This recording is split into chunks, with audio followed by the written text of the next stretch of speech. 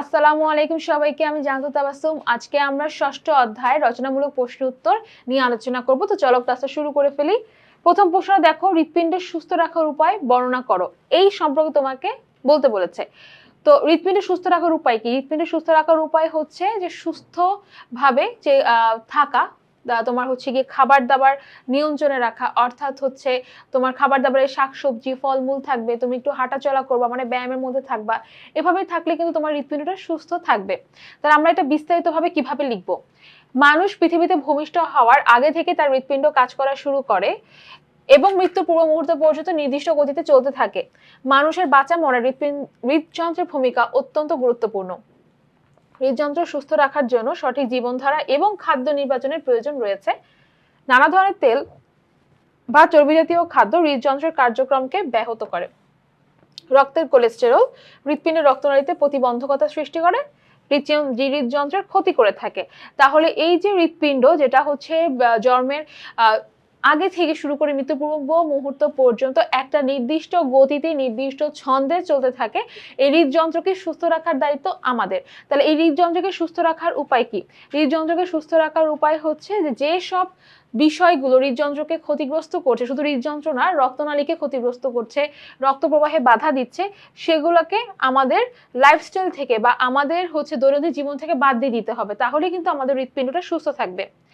মাদক সেবন এবং নেশা করলে হৃদযন্ত্র ক্রিয়া এবং হৃদস্পন্দন সাধারণ মান থেকে বৃদ্ধি পায়। ফলে মাদক সেবী কিছুটা মানসিক আনন্দ এবং প্রশান্তি পেল, তার হৃদযন্ত্রের অনেকটা ক্ষতি হয়ে যায়। কারণ এই যে মাদক সেবন করলে বা নেশা করলে কি হয়, হৃদযন্ত্রের উপর একটা চাপ পড়ে। তাছাড়া এই যে রক্তনালীগুলোতে যখন অতিরিক্ত তেল চর্বি জাতীয় খাবার গ্রহণ করা হবে, শাকসবজি ফলমূল খাওয়া হবে না, তখন আস্তে আস্তে রক্তনালীতে কোলেস্টেরল জমতে শুরু করবে। তখন কি হবে, কোলেস্টেরল জমতে জমতে রাস্তাটাকে আটকে দেবে, অর্থাৎ রক্তনালীর মধ্যে যখন রক্তটা স্বাভাবিকভাবে প্রবাহিত হচ্ছিল, তখন যদি কোলেস্টেরল জমে প্লাক হয়ে শক্ত একটা গঠন তৈরি করে, তখন কিন্তু আর এখান থেকে রক্ত চলাচল সম্ভব হবে না। যদি সম্ভব না হয় তখন কি হবে, রক্তনালী দিয়ে তখন আর রক্তটা যেতে পারবে না, ফলে এই রক্তনালীটা ক্ষতিগ্রস্ত হবে। ফলে আমাদের হৃদযন্ত্র সাফিসিয়েন্ট রক্তটা পাবে না।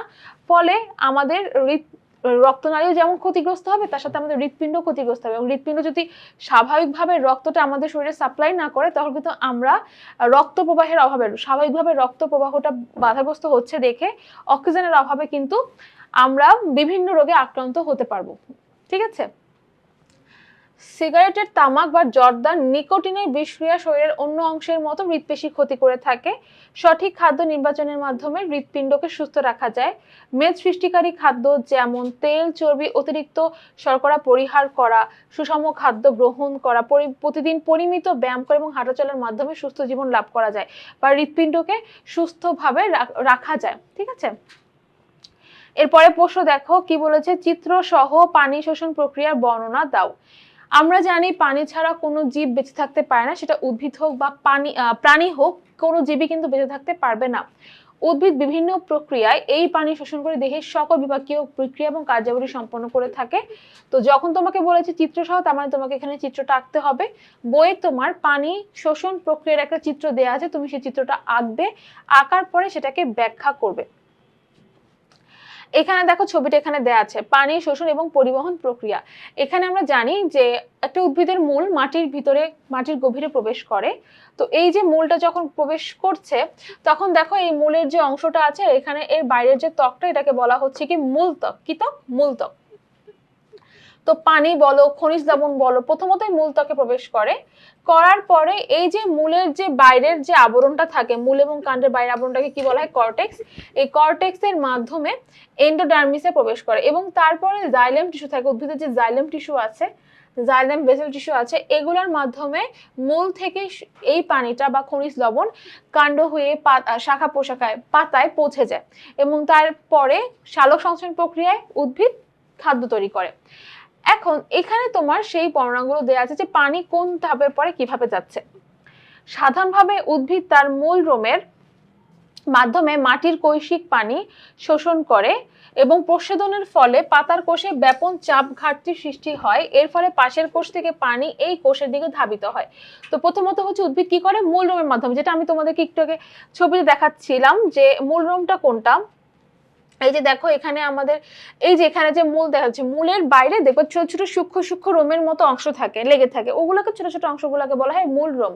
তো মূল রোমের মাধ্যমে এই যে মূল রোম, যেটা যে এটাকে আমরা মূল রোম বলছি, এটারই যে ত্বকটা আছে মূল ত্বক, এই মূল রোমের মাধ্যমে কি হচ্ছে, পানিটা মাটি থেকে পানি গ্রহণ করছে মূল, যেহেতু গ্রহণ করছে, তাহলে প্রস্বেদনের ফলে, প্রস্বেদন কাকে বলে, প্রস্বেদন হচ্ছে যে প্রক্রিয়ায় উদ্ভিদ তার দেহ থেকে অতিরিক্ত পানি বাষ্পাকারে বাইরে বের করে দেয়, তাকে প্রস্বেদন প্রক্রিয়া বলে। তাহলে মনে করো যে পাতা যদি আমি আঁকি, পাতার এখানে ছোট ছোট কোষ রয়েছে, তাই না, ঠিক কথা, এই যে কোষগুলো রয়েছে, এই যে কোষগুলো যখন মনে করে একটা কোষ থেকে পানি বাতাসে বের হয়ে গেল, তো অসংখ্য কোষ থাকে, একটা কোষ থেকে যখন পানি বের হয়ে গেল তখন তার মধ্যে কিসের অভাব হচ্ছে, পানির অভাব হচ্ছে। তো যখন পানির অভাব হয় তখন সে কি করে, তার পাশের যে কোষটা আছে সেখান থেকে সে পানিটা টেনে নেয়, কারণ কি তার তো বেঁচে থাকতে হবে। অনেকটা স্কুলের বন্ধুদের মতো, মনে করো একটা বেঞ্চে 5 জন বন্ধু বসেছে, একটা বন্ধুর মনে করো পেন্সিল ভেঙে গেল বা কলমটা ভেঙে গেল, কালি শেষ হয়ে গেল, তখন সে কি করবে, সে দুষ্টমির ছলে তার পাশের যে বন্ধু কলম দিয়ে লিখে তার কলমটা টেনে নিবে, সে কি করবে, সেও দুষ্টমির ছলে তার পাশের বন্ধু কলমটা টেনে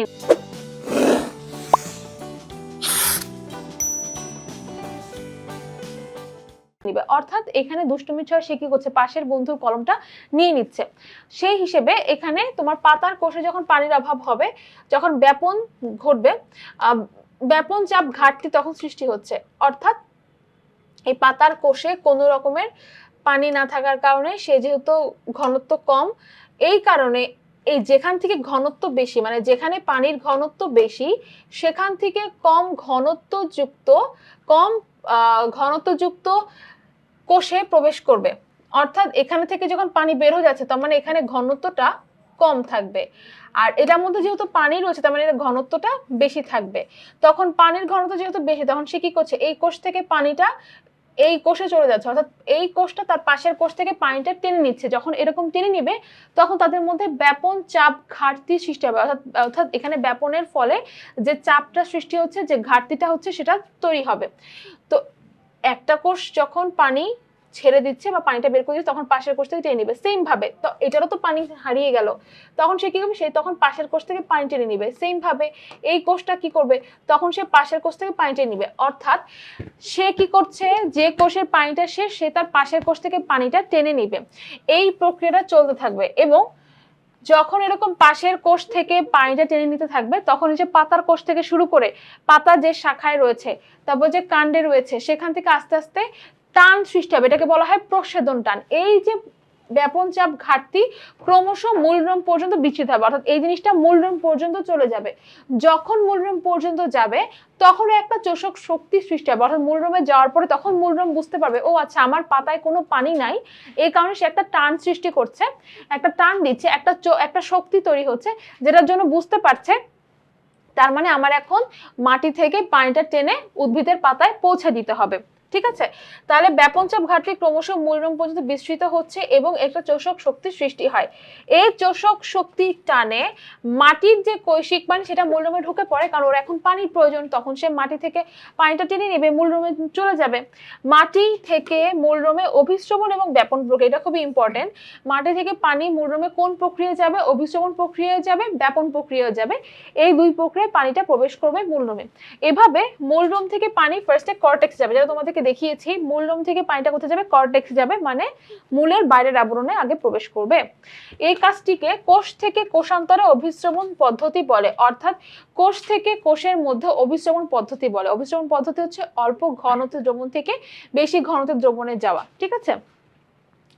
একইভাবে পানি হচ্ছে অন্ততক এবং পরিচক্র হয়ে পরিবহন কলাগুচ্ছে পৌঁছে যায়। তোমাদের এই শব্দটা অনেক কঠিন লাগতে পারে, তোমরা যখন ইন্টারে উঠবে তখন দেখবে যে আমাদের যে উদ্ভিদগুলো রয়েছে সেগুলো দ্বিবীজপত্রী উদ্ভিদ হোক বা একবীজপত্রী উদ্ভিদ হোক, তাদের মূলটা যদি প্রস্থচ্ছেদ করি বা কাণ্ডটা যখন প্রস্থচ্ছেদ করি তখন খুব সুন্দর করে কোষগুলোকে সাজানো দেখা যায়। তো অন্ততক তো ভিতরের ত্বককে বোঝায়, তো পরিচক্র হচ্ছে কিছু কোষের মানে কিছু কোষ একত্রিত হয়ে অবস্থান করে। তো এই অন্ততক এবং পরিচক্র হয়ে পরিবহন কলাগুচ্ছে পৌঁছে যায়। পরিবহন কলাগুচ্ছ বলতে জাইলেম টিস্যুতে পৌঁছে যায়। তো তখন তোমরা দেখলে বুঝবা, তোমরা যদি গুগলে সার্চ দাও তাহলে দেখবা যে অন্ততক এবং পরিচক্র কিভাবে অবস্থান করে। তোমাদের শুধু চিত্রটা দেখলেই হবে, তোমাদের এটা মনে রাখার প্রয়োজন নাই যে এটা সংজ্ঞা কি, অন্ততকের সংজ্ঞা কি বা পরিচক্রের সংজ্ঞা কি, এটা তোমাদের জন্য ইম্পর্টেন্ট না। তোমাদের জন্য ইম্পর্টেন্ট হচ্ছে তোমরা মনে রাখো যে অন্ততক কোথায় থাকে, পরিচক্রটা কোথায় থাকে। তো অন্ততক এবং পরিচক্র দুটোই কিন্তু দুটার মাধ্যমেই কিন্তু পরিবহন কলাগুচ্ছে পৌঁছে যাচ্ছে। এরপরে দেখো, পানি একবার যখন পরিবহন কলায় পৌঁছে যাবে তখন জাইলেম টিস্যুর মাধ্যমে সেটা কি হয়, উপরের দিকে যাবে এবং পাশের দিকে যাবে, উপরের দিকে এবং পাশের দিকে প্রবাহিত হতে থাকবে এবং এভাবে পানি বিভিন্ন শাখা প্রশাখা হয়ে উদ্ভিদের পাতায় পৌঁছায়।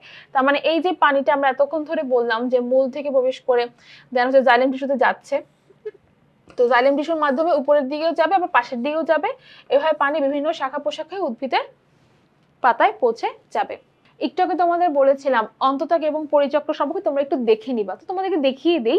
এই যে এখানে যে আমরা একটা টিস্যু দেখতে পাচ্ছি, এটা একটা মূলের অন্তর্গঠন বা প্রস্থচ্ছেদ। তো এখানে আমরা দেখতে পাচ্ছি এইটা যে গঠন, মূলের অন্তর্গঠন, যেহেতু তোমরা এখানে দেখবা এটাকে বলা হচ্ছে অন্ততক, ঠিক আছে, বানানটা একটু ভুল আছে যেহেতু